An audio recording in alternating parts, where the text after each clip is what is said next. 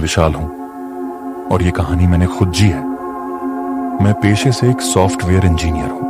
उम्र करीब 29 साल। ये कहानी तब की है जब मेरी नई नई शादी हुई थी, सिर्फ 3 महीने पहले।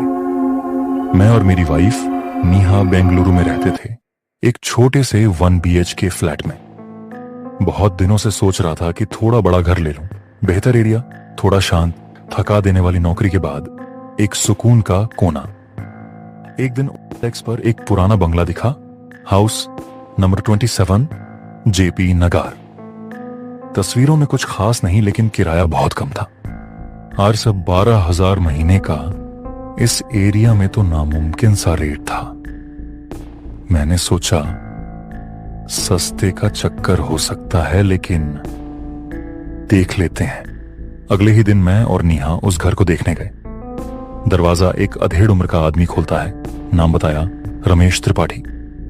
बिल्कुल शांत, नरम आवाज, लेकिन आंखें बहुत गहरी और अजीब सी, जैसे सब कुछ जानती हो। बोले, घर तो पुराना है और मजबूत है, कई सालों से खाली था, अब कोई रहे तो अच्छा है। नीहा ने धीरे से मेरे कान में कहा, इतना सस्ता क्यों है विशाल? ये एरिया तो महंगा होता है। मैंने भी पूछा, त्रिपाठी जी, पहले कौन रहता था यहां? वो थोड़ी देर चुप रहे, फिर बोले, एक फैमिली थी, चली गई, तब से खाली है। अब आप देख लो। घर अंदर से काफी बड़ा था, 3 कमरे, बड़ा हॉल, पीछे एक छोटा सा गार्डन और सबसे अजीब चीज, एक पुराना पूजा कमरा जिसकी दीवारों पर सिंदूर और राख के निशान थे। नीहा बोली, ये पूजा वाला रूम बंद ही रहेगा, मुझे डर लगता है ऐसी जगहों से। त्रिपाठी जी बोले, कोई जरूरत नहीं खोलने की, वैसे भी यहां कोई नहीं जाता। हमने मकान ले लिया, पर शुरुआत अजीब थी। 1 हफ्ते बाद हम शिफ्ट हो गए। शुरू में सब ठीक था, लेकिन चौथे दिन से अजीब अजीब चीजें होने लगी। रात को नींद में नीहा उठ बैठती और कहती, किसी के कदमों की आवाज आई विशाल, कोई है घर में। मैं उसे समझाता, पुराना घर है, लकड़ी की सीढ़ियां हैं, आवाजें आती हैं। पर 5वीं रात कुछ हुआ जिसने नींद उड़ा दी। रात ठीक 2:13 पर नींद से मेरी आंख खुलती है। किचन की लाइट जल रही थी। नीहा को देखा, वो बिस्तर पर मेरे पास ही थी। मैं डरते डरते किचन की ओर गया। लाइट जल रही थी और फर्श पर हल्दी और सिंदूर से कोई आकृति बनी थी। उसके ऊपर पड़ा था एक पुराना सड़ा हुआ फूलों का हार और एक जली हुई लाल चुन्नी। मैं एक पल को वहीं जम गया। नीचे किसी ने दरवाजा खटखटाया 3 बार, धक धक धक। जब खोला, कोई नहीं। मैं दरवाजे के बाहर तक गया था, लेकिन कोई नहीं था। चारों तरफ सन्नाटा, दूर कहीं कुत्ते भौंक रहे थे। मैंने धीरे से दरवाजा बंद किया और वापस अंदर आया।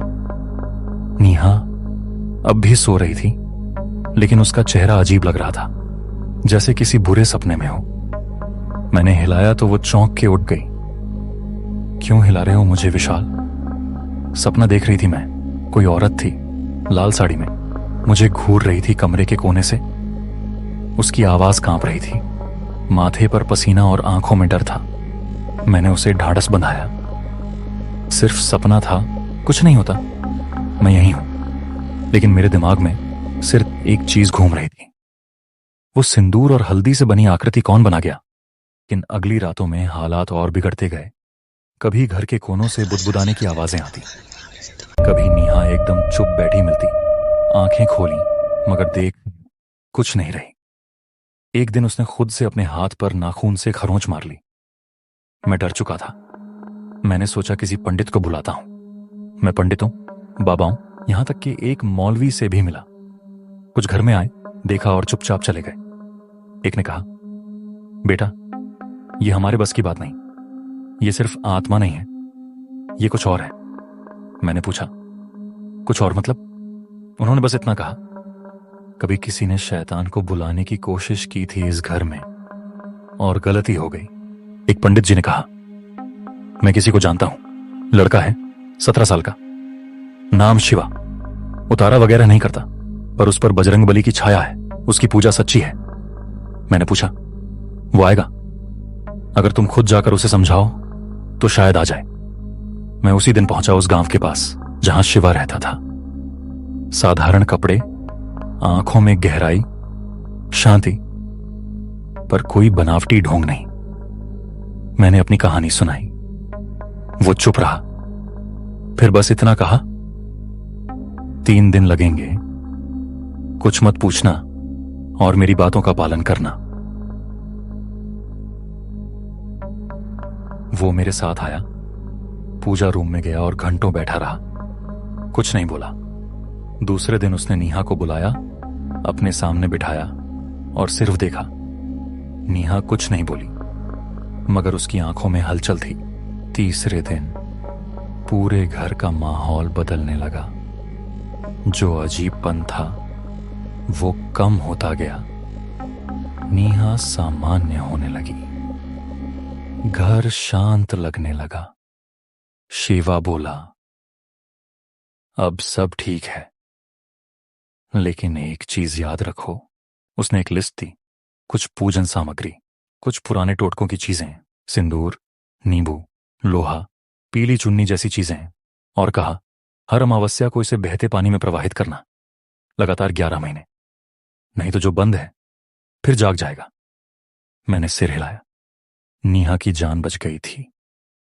घर अब घर लगने लगा था, पर डर अब भी था, कहीं हम भूल ना जाएं, कहीं कुछ फिर लौट ना आए। नाम मकान नंबर 27, जहां होती है शैतान की पूजा। मेरे मन में एक सवाल आज भी है कि आखिर क्या हुआ था इस घर में सालों पहले, और मुझे जानना भी नहीं है। पर आज भी वह पल याद आते हैं तो रूह कांप जाता है। आज हमें इस घर में रहते हुए 12 साल हो चुके हैं, पर उसे दिन के बाद से कभी कुछ एहसास नहीं हुआ। उसे लड़के के रूप में मैंने भगवान को देखा था।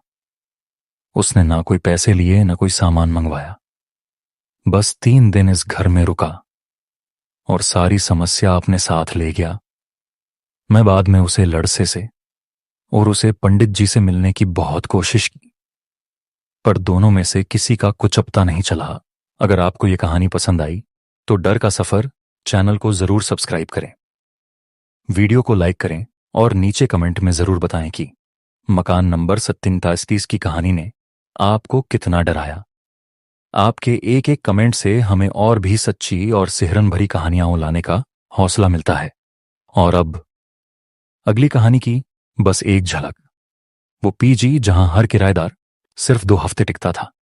ना कोई हवेली, ना कोई जंगल, बस शहर के बीचों बीच एक सीधा सादा कमरा, लेकिन हर रात वहां कुछ ऐसा होता था जिसे कोई समझ नहीं पाया। तो जुड़े रहिए। और आप सुन रहे थे डर का सफर रवि कुमार के साथ।